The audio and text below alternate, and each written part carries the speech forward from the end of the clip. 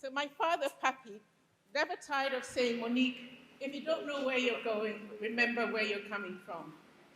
I'm a US citizen, but I come from West Africa, Liberia specifically. And my life has taken me to so many fantastic places all around the world. So I'm an insider and an outsider at once, which can at times be disconcerting and disorienting. And that's why I always cling to Papi's words, as if it were a compass to my soul. They remind me that each of us belongs somewhere. And for me, that somewhere is Africa, the continent of my birth, the place where I feel most at home and most welcome. Growing up, I called my father Malkamu. Where I come from, it is normal to call your parents by their first names. I called my mother Dami. I come from the Omo Valley region of Ethiopia, 2,500 miles away from here, in a tiny village called Geza. I grew up on a farm where my father worked daily, plowing and planting wheat, barley, teff, and taro. Sometimes he would let me help plant seeds. We used cows for plowing since we did not have modern equipment. At home, Papi was always the first to wake up. He headed straight to the kitchen at 5 a.m. He owned a restaurant called Monique's Bar and Restaurant, but everybody called it Maddie's. It served the local and international community, which were deep down in the Liberian hinterland where they mined iron ore. Every day after school, I'd go over to the restaurant where I'd find Papi taking orders. If someone wanted an ice cream, I'd race over to the ice cream machine, grab a cone, load it up, get the payment, and then run back to join Papi. It was a great partnership. One night, we are all sitting together at home. My father points to each one of his child, one by one, and makes a prediction about where we'll end up when we're older. The first child is my older brother, Haile. My father says, you will go to Addis Ababa. That is the capital of Ethiopia. Next up is my oldest sister, Hirut. My father says, you will go to Jinka. That's a town a few kilometers away from our village. Then it is my second oldest sister, Aster. You will go to Awasa, he says. That's a city in the Great Rift Valley of Ethiopia. Then he gets to me and thinks for a moment. Betty, one day you will go to America. There's a silence in the room and also confusion. I have never heard of America. Malkamu, where is America? I say. Malkamu says, it is a place very, very, very far away from here. Something about this news frightens me, but I just smile, thinking just my father's imagination. Maddie's did so well, it ended up funding my education. First, I was sent to boarding school in England, a rare opportunity for girls. But my father was particular. He wanted me to grow up as an independent woman. My memories of leaving Liberia for England at the age of 6 are vivid and bittersweet. I remember the cold, the fear, the overwhelming sense of otherness, but also the sense of adventure. After boarding school, Papi continued to fund my studies through university, graduate school, business school. And eventually I started 2 tech companies, which took me all over the world. But no matter where I traveled, I found myself constantly yearning for Africa. It was as if subconsciously I was looking for a piece of myself, a missing piece of myself. 3 decades after living, sorry.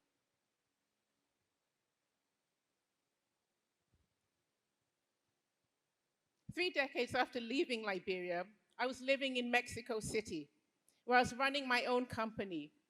And then one ordinary day, as I was sitting working in my office, I received a phone call. It was my legal counsel, Ricardo.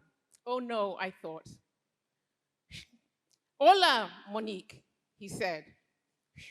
It was a social call. Guess what? We're going to Africa. So, oh, that's great, I said. So I ran down the list of suspects. Are you going to Kenya, Tanzania, South Africa, Ethiopia, he declared. I was confused. Wait, what, Ethiopia? Yes, we're going to see the Mursis. I'd never heard of the Mursis. I'm ashamed to say, so I had to Google it. I learned that the Mursis were part of one of the 10 tribes of the Omo Valley region. I also learned that the Mursis were great warriors, wore elaborate paint body art, and had striking lip palettes. Clearly, this was a description written by tourists.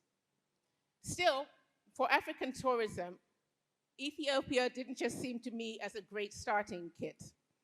It felt very next level. So I suggested that instead of Ethiopia, they take a luxury safari to Kenya, where they could see the wild animals, the wildebeest, and the flamingos. That, I thought, would make better training wheels for a first-time safari. You're missing the entire point, Monique, Ricardo said. We're going to Ethiopia to explore the real Africa, not to see the animals. We're going to see the people.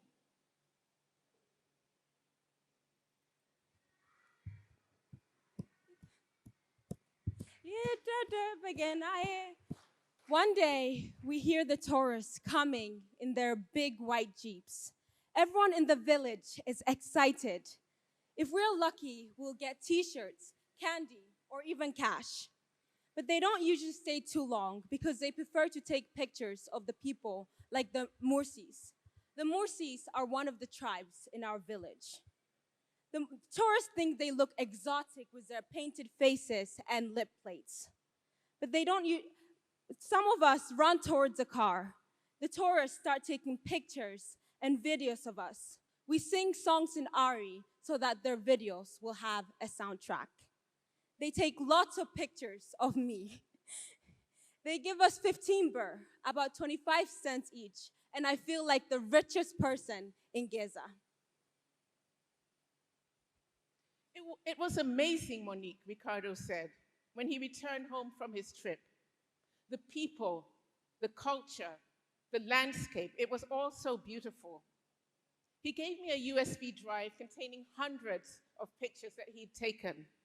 When I got home, I eagerly clicked through the images. And there they were, scenes of intense natural and physical beauty. And here I was, thousands of miles away in Polanco, Mexico, gripped by a wave of nostalgia for Africa. A part of me wanted to immerse myself in these images, but I resisted the urge because I felt I'd want to wade deeper. So I put them away, and I decided that when I was ready, I'd come back to these images. A year has passed, and I am now 7. My father, Melkamu, has just built us a new house. It is bright blue. 2 months after I start my new school, Melkamu wakes up very sick. His stomach is hurting, and he can't bear the pain. My uncles take him by foot on a stretcher to the nearest hospital. I see fear in Dami's eyes. The doctors cannot diagnose his illness. For 1 month, Melkamu went in and out of the hospital. One day at 5 a.m., there's a knock at the window. I see my 2 uncles crying, "Melkamu's dead, Melkamu's dead." He died at the hospital. I collapsed to the ground, banging my head on the floor. My world has fallen apart. Melkamu, my foundation. Melkamu, my father. The foundation of our family is gone. It's January 2014, almost 3 years since Ricardo's trip. And I'm looking for photos to hang on my wall to show a piece of myself through the people and places of Africa. So I resurrect my trove of images from the Dropbox home. And here I am again, feeling that familiar yearning as I look at those portraits of my native continent. They include an adolescent Mursi striking an Adonis-like pose, a group of boys with bodies painted with geometric shapes, and several Hama women with bangs and thick plaits. There's also a photo of a group of children playing, and my eyes keep drifting back to one particular girl in these photos. She can't be more than 5 or 6 years old and has a smile that radiates innocence and mischief all at once. I enlarge that photo and I frame it and I hang it on my wall so that the first thing I see every morning as I come to my office is the girl with the smile. The smile grounds me, providing me with a sense of serenity that I haven't known in a very long time. She draws me into the Africa of my childhood. In her eyes, her face, her smile, I see my father, Papi, who passed away more than a quarter of a century ago. This little girl is his spitting image. We wait for Dami to bring Malkamu's body back to the village. The rain is falling hard. I have no more tears to cry. I have been screaming and crying for days. My eyes are dry and they itch, and I have lost my voice. What I don't see in the photos is opportunity. There's joy in her smile and hope in her eyes, but her clothes are tattered, her feet are bare, and her stomach is bloated. She's mired in poverty. Life is very difficult now because we no longer have my father to protect us. My mother has sold most of the cows. We had to pay for the hospital bill, the funeral costs, and we still needed money for our school books and clothes. My mom prays every day for God to help us. I start to wonder if this girl's parents cannot provide an opportunity for her, perhaps I can. It is a small price to pay in exchange for the joy she brings to me every day with her magical smile. But where is she now? It has been 3 years since Ricardo's trip. How can I find her? Given the statistics, is she even alive?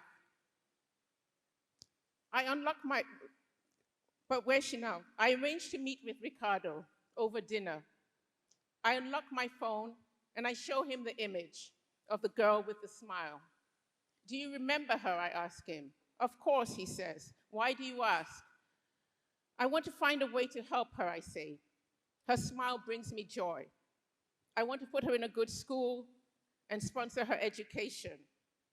Now, there's 100 million people in Ethiopia, and the odds of finding her seem remote, if not impossible, but I can think of nothing else. Incredulous at first, Ricardo agrees to give me the name of the guide who took him around Ethiopia, and his name is Ndok. So, part Indiana Jones, part Cinderella, with a 3-year-old photograph, and Doc sets off for the Omo Valley in search of the girl with the smile. My sisters and I are walking back home from school when our cousin comes running up. Betty, a tourist car has come for you. Scared but curious, we run home. As we get closer, I see a white Jeep surrounded by all the children in my village. One of my other cousins comes up to me and screams, Betty, the people in the car want to take you away to America. Frightened, I hug my sister, Hirut. Then all of my other siblings and cousins join the hug. They're hugging me so tight, it seems like if they let go, the people might take me away to America this right moment. Hi, I am Ndok, one man says. He has a printed photo of a girl and asks me, "Are you the girl in the picture?" He asks me where my parents are. We soon see Dami coming up the road. My mother doesn't like it when we chase after the tourist cars. I can tell we are in deep trouble. One of our friends repeats, "The people in the car want to take Beti away to America." In a panic, Dami runs to the avocado tree in front of the blue house and hugs it in hopes to find comfort from God. After a while, she comes back calmly to greet Indalk, and Indalk gets out his phone. A text message from Ndok comes. "I have found her," it says. He's attached a photo, and I download the photo, and I stare at the sad child looking back at me. My heart sinks. He must have the wrong girl. The carefree smile has vanished, and the eyes have dulled, as if someone had turned off a switch. I sit on my bed and tears fall. Why had I waited so long to go back to the photos? What terrible turn of events have caused this drastic change? I call Ndog. "Ndog, are you sure this is the same girl?" "Yes, Monique, I'm 100% sure." He says, "Her name is Bethlehem, but they call her Beti." "But what happened?" I ask. "She looks so different." "Well, she's a bit older now," Ndog says, "and her father passed away a short time ago." That is all Ndog needed to tell me, because I was 24 when Papi died, and for a while, the entire world seemed a little dimmer. Do you want to speak with her?" Ndog asked. "Yes, please. Let me say hello to her." Hello? Hello? "Hello? What's your name?" My name is Beti. "Betty, how are you?" I'm fine. Over the next few weeks, I tried to find a school for Betty, but there are no good options in the region. And sending her to Addis Ababa, the capital city, while it's an option, I didn't want to leave her alone in the city, taking her away from her mother. So eventually, Betty's uncle made a suggestion. "Monique, why don't you adopt Betty?" I was surprised. "Well, Dami and I have already spoken, and we agree that that's the best solution." So I have to consider exactly how I feel about this. On the one hand, it feels oddly prophetic.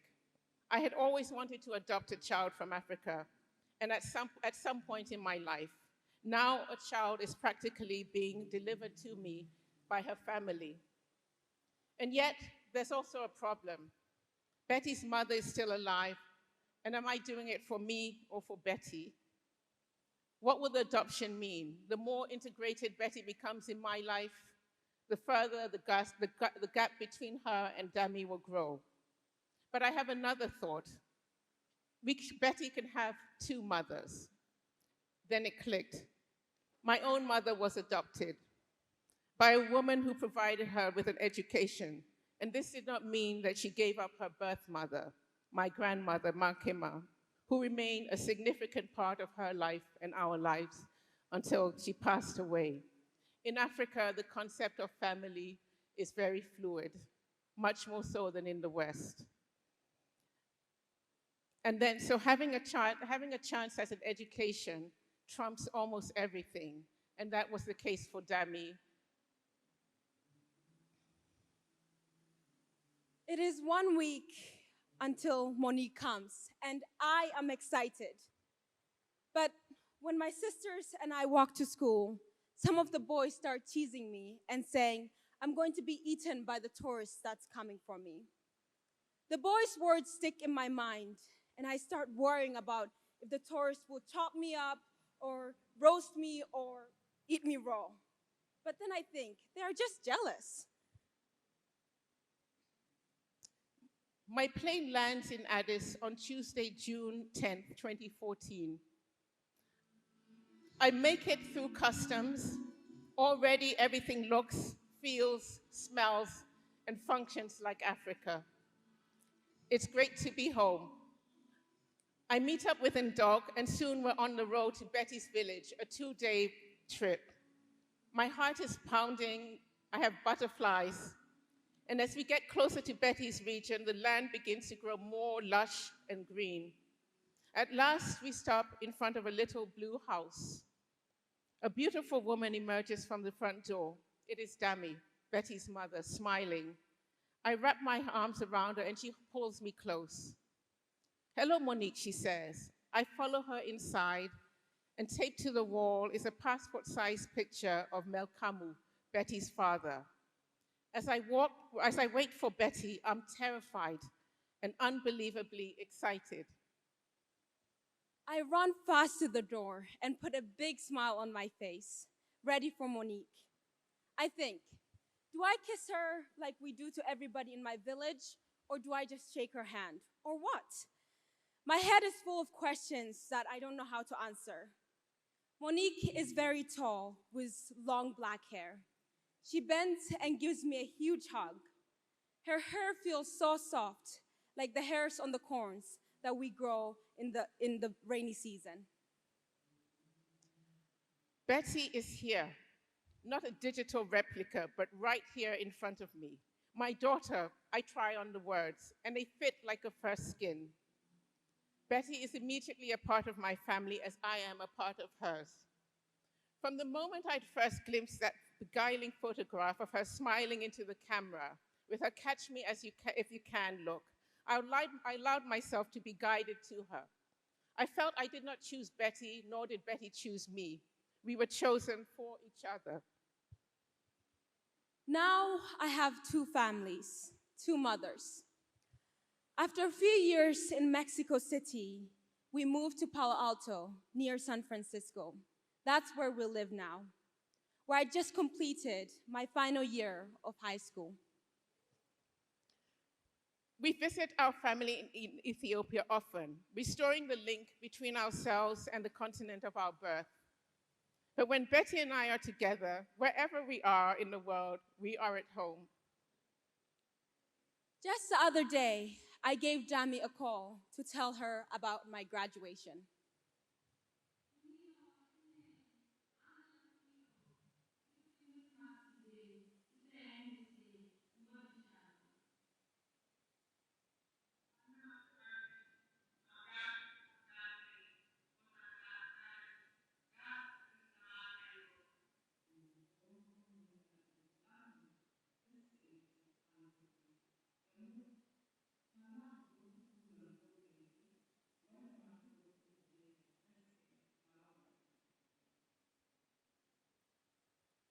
At home, in the office, there's a framed picture of my father, Malkamu Essa. I sometimes find myself staring directly into his eyes and remembering the prediction that he made many, many years ago. "Beti, one day you will go to America." As Papi said, if you don't know where you're going, remember where you're coming from. I remember. I come from a tiny village in the Omo Valley of Ethiopia. That's where my journey begins. That's where my journey begins. That's where my journey begins. But where this journey will take me, I cannot say for sure. But compared to where I have come from, I know that now I have choices, opportunities, and the possibilities are endless.